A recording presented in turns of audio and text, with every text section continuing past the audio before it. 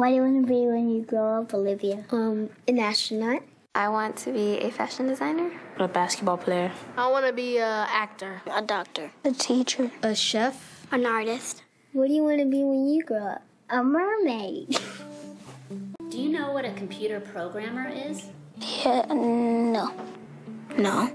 No. I think it's something that has codes and is able to decode a mystery. I think that they... Wait, what? Computer programmer? No. Programming is one of the only things in the world that you can do where you can sit down and just make something completely new from scratch, you know, whatever you want. It's really not unlike kind of playing an instrument or something, or you know, or playing a sport. A lot of the coding that people do is actually fairly simple. It's more about the process of breaking down problems than you know, sort of coming up with complicated algorithms as people traditionally think about it. Well, if it's fairly simple, why aren't there more of us doing it? Over the next 10 years, there will be 1.4 million jobs in computer science, and only about 400,000 grads qualified for those jobs. That's a shortage of 1 million people. So, how do you start?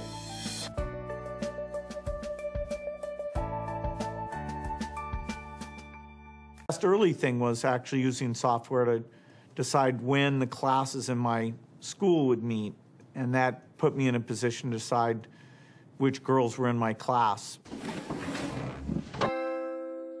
The first program I wrote asked things like, what's your favorite color? Or how old are you? I first learned how to make a green circle and a red square appear on the screen. The first time I actually had something come up and say, hello world, and I made a computer do that. It was just astonishing. When I finally learned a little bit of programming, that blank wall resolved into a bunch of doors, and you open them, and finally you start to open enough doors that the light comes in.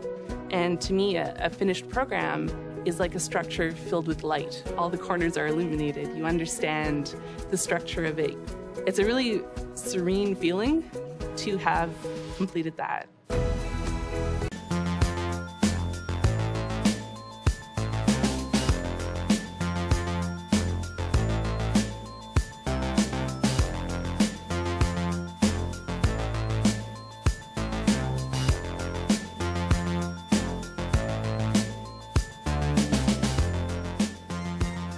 We have a fantastic chef. Free food. Breakfast, lunch, and dinner. Free laundry. Snacks.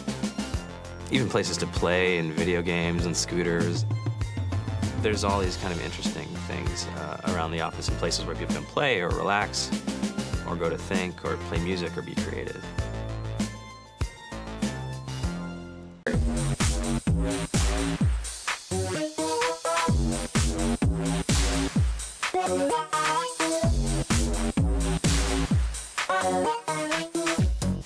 Here we are, 2013. We all depend on technology to communicate, to bank, information, and none of us know how to read and write code. So you guys, what else? Who else has an idea of what we can change with our programming? What else can we do? Tiffany?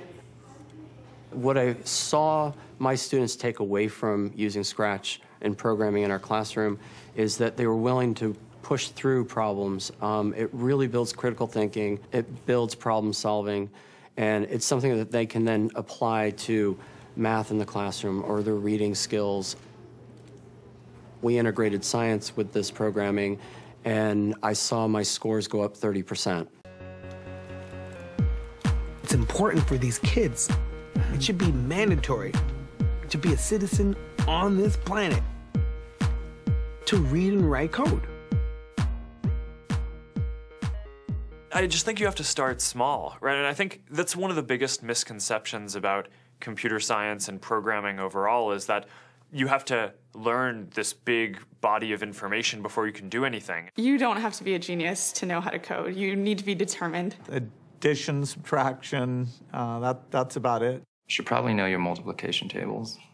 You don't have to be a genius to code. Do you have to be a genius to read? Do you have to be a genius to do math? No? No?